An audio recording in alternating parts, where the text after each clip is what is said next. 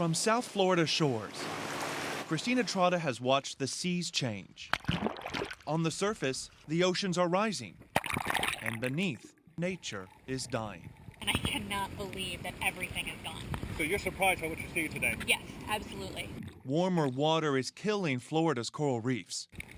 Where color and life once bloomed, now gray emptiness exists. So when people say climate change is not real, you say what?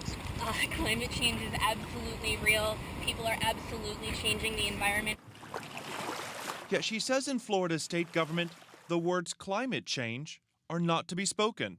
They said to you point blank, do not use these terms. Yes, that was said, that we were not to use those terms in any setting. Ultimately, what it came down to is we're the governor's agency, and we will portray the message that the governor would like us to portray. Florida's Governor Rick Scott has been skeptical. I'm not a scientist. And shortly after his inauguration in 2011, Trotta and others say their superiors ordered them not to use terms like climate change, global warming, or sea level rise. At some point it was mentioned that sea level rise was to be referred to as nuisance flooding, which I thought was utterly laughable. Christopher Byrd was an attorney for the state, working to protect Florida's waterways. They said if you know what's good for you, you will not use the terms climate change, global warming, sea level rise, or sustainability.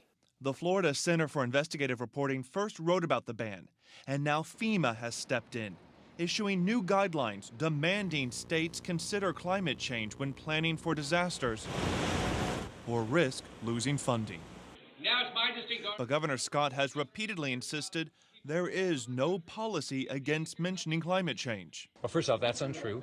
At our Department of Environmental Protection, look, there's lots of conversations about this issue.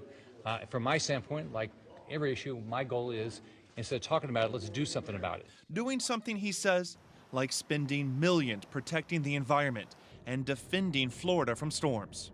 Considering that these terms are such hot topics, or such loaded terms for so many people, is it really that unreasonable for this policy to exist? I tend to disagree. It would seem disingenuous for Florida to be at the table if we can't even use the words that the rest of the world is using.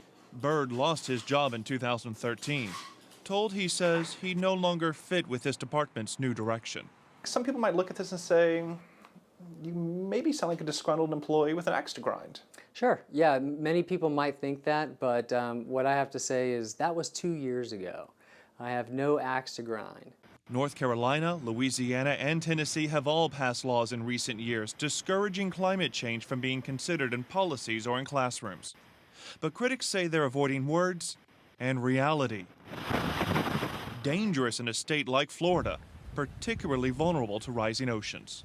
Now they have to walk this tightrope. They can't talk honestly about climate change, so it makes it very difficult for them to think and write documents and make proposals and plan. So in your work and in your research, have you felt the effects of this taboo subject? Oh, absolutely. Specifically, they've said, well, look, if we're gonna sell this package, we better choose better language. Frustrated, Trotta left her job with the state in December. We just could say the water is getting hotter. We couldn't talk about why the water was getting hotter. We couldn't talk about what you can do to make that situation better. Fixing the problem, she says, became too difficult because no one could talk about it clearly. Jonathan Betts, Al Jazeera, Miami.